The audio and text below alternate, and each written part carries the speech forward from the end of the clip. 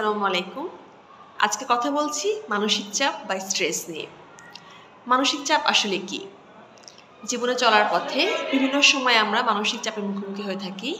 অর্থাৎ পরিবেশগত যে চাহিদা বা ডিমান্ড আমাদের জীবনে আসে, সেটাকে ফুলফিল করতে গিয়ে আমাদের শরীর বা মন কিছু প্রতিক্রিয়া করে থাকে বা ওই ডিমান্ডের প্রতি কিছু রেসপন্স করে থাকে, যেটাকে আমরা বলে থাকি মানসিক চাপ বা স্ট্রেস। যে কোনো কাজে সফলতা অর্জনের ক্ষেত্রে অবশ্যই মানসিক চাপ নিতে হবে, তবে সে জায়গাটা হতে হবে একটা অপটিমাম লেভেলে। যদি আমি অনেক বেশি মানসিক চাপ বা স্ট্রেস নিয়ে ফেলি, আমার পারফরমেন্সের ক্ষেত্রে আমি আমার দক্ষতাগুলো ফুটিয়ে তুলতে পারবো না, আমি নার্ভাস হয়ে যাব, কাজটি আমার সুন্দর হবে না। আবার কোনো একটা ক্ষেত্রে আমি একেবারেই স্ট্রেস নিচ্ছি না, তাহলেও কিন্তু আমি যথাযথ চেষ্টা করব না, সে কাজটিও সুন্দর হয়ে উঠবে না। কিন্তু একটা মিনিমাল অ্যামাউন্ট অফ লেভেলের স্ট্রেস আমাকে নিতে হবে, যেটাকে আমরা বলতে পারি অপটিমাম লেভেল। যেটুকু স্ট্রেস দিলে আমি কাজটি করার প্রতি আগ্রহী হব, আমার শরীর মন বিভিন্ন স্টেপ নেবে সেই চাহিদাগুলো ফুলফিল করার জন্য। মানসিক চাপ আমাদের জন্য প্রয়োজন, তবে অবশ্যই একটা লেভেলের মধ্যে।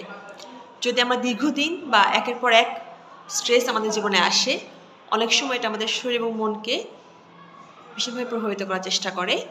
আমরা হয়তো তখন আর শুধু মনের মধ্যেই এটা সীমাবদ্ধ থাকে না, ধীরে শরীরের মধ্যেও ছড়িয়ে পড়ে। আমাদের হতে পারে মাথা ব্যথা, ঘুমের সমস্যা, খুব কমন সিমটম হচ্ছে আমাদের বুক ধড়ফড় করে, শ্বাস নিতে কষ্ট হয়, আমরা নার্ভাস হয়ে যাই, একটা ভয় কাজ করে, ইনসিকিউরিটি ফিলিং কাজ করে, অনেক সময় ইরিটেবল বাউল সিনড্রোম বা পেটের সমস্যা দেখা যায়।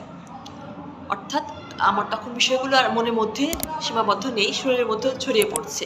আমার খাবারগুলো হজম হচ্ছে না ঠিক মতন, আমার হয়তো পুষ্টি নিচ্ছি কিন্তু এটা আমার শরীরে অ্যাবজর্ব হচ্ছে না, ডিউ টু হাই স্ট্রেস।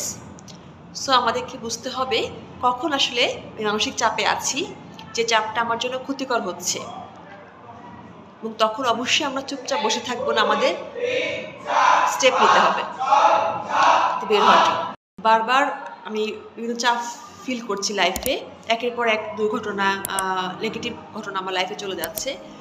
এরপর দেখা যেতে পারে যে আমার শরীর এবং মন আগের মতো অ্যাক্টিভ নাই। আমি হয়তো খুব মন মরা থাকছি, কাজে আগ্রহ কমে যাচ্ছে, হতে পারে ঘুমের সমস্যা হচ্ছে। একই সাথে খুব কমন কিছু সিমটম থাকে, যেমন বুক ধড়ফড় করা, নিঃশ্বাস নিতে কষ্ট হওয়া, তারপর সামাজিক পরিবেশে মিশতে অসুবিধা হওয়া, একটা ভয় কাজ করা, ইনসিকিউরিটি কাজ করা। অনেক সময় দেখা যায় যে কারো প্যানিক অ্যাটাক শুরু হয়ে যায়, তার মনে হয় আমি তো মারা যাবো, বা খুব বেশি অস্থিরতা লাগা শুরু করে। এই বিষয়গুলো দীর্ঘদিন মেন্টাল স্ট্রেস থাকার পরও হতে পারে। যখন দেখবো এই বিষয়গুলো আসলে আমাকে সিগনিফিকেন্টলি হ্যাম্পার করছে আমার স্বাভাবিক জীবনযাপন বা দৈনন্দিন যে কাজকর্ম, সেক্ষেত্রে আমি যথেষ্ট পরিমাণে আগের মতন আর আউটপুট পাচ্ছি না, তখনই আসলে আমি বুঝবো যে আমার মানসিক চাপ হয়তো আমাকে হ্রাস করছে, আমার এক্ষেত্রে করণীয় কাজগুলো করতে হবে। অবশ্যই আমরা যখনই বুঝতে পারবো মানসিক রোগ বা মানসিক চাপগুলোকে, অবশ্যই যখনই বুঝতে পারবো যে আমাদের মানসিক চাপ আছে, আমরা এটাকে নিয়ে বসে থাকবো না, অবশ্যই চেষ্টা করবো কিন্তু বের হওয়ার জন্য পথ খোঁজার। আপনি সহজেই চেষ্টা করতে পারেন একজন মনোরোগ বিশেষজ্ঞ অথবা মনোবিজ্ঞানীর সাথে সরাসরি কথা বলতে, শরণাপন্ন হতে। এছাড়াও আমরা নিজেদেরকে ভালো রাখার জন্য কিছু করে থাকতে পারি। জীবনে কখন কোন পর্যায়ে ঠিক কোন বিষয়টি আমাকে মানসিক চাপে ফেলবে আমরা এটা বলতে পারি না, হুট করে এটা হতে পারে। তবে হ্যাঁ, আমাদেরও করণীয় আছে অনেক কিছু। প্রথমেই বলবো, মানসিক চাপ মোকাবেলা করার ক্ষেত্রে আমাদের কিছু দক্ষতার দরকার আছে।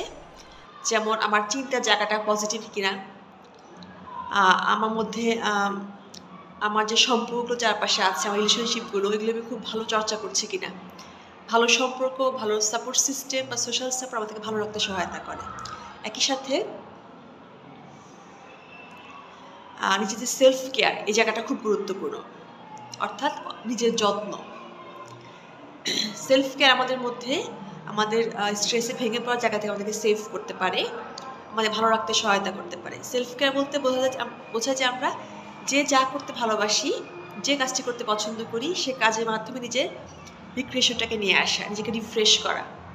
বা একটা বা দুটা দিন আমি কোনো স্ট্রেসফুল বিষয় নিয়ে চিন্তা করছি না, একটু ব্রেক নিচ্ছি, বা একদিন আমি কোনো কাজই করবো, একটু রেস্ট নেবো, এটা হতে পারে পার্ট অফ সেলফ কেয়ার। অথবা আমি একদিন ঘুরতে যাবো, একটু বেড়াতে বের হবো, পছন্দের মানুষের সাথে একটু গল্প করে সময় কাটাবো, জাস্ট যে কাজটা করতে আমার ভালো লাগে। হতে পারে ছবি আঁকতে পছন্দ করি, ওকে আমি একটা টাইম বের করতে পারি আমার নিজের জন্য, ছবি আঁকছি বা I can think to write, লিখতে পারি, সো লিখতে আমার ভালো লাগে।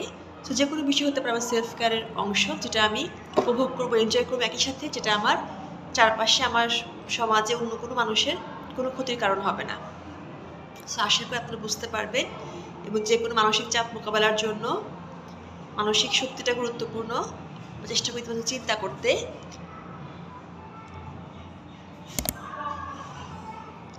আমরা চেষ্টা করব ইতিবাচক চিন্তা করতে, আমরা চেষ্টা করব নিজেকে, নিজে পরিবার মানুষকে, সবাইকে নিয়ে যেন খুব ভালো মানসিক একটা স্বাস্থ্য নিশ্চিত করতে পারি।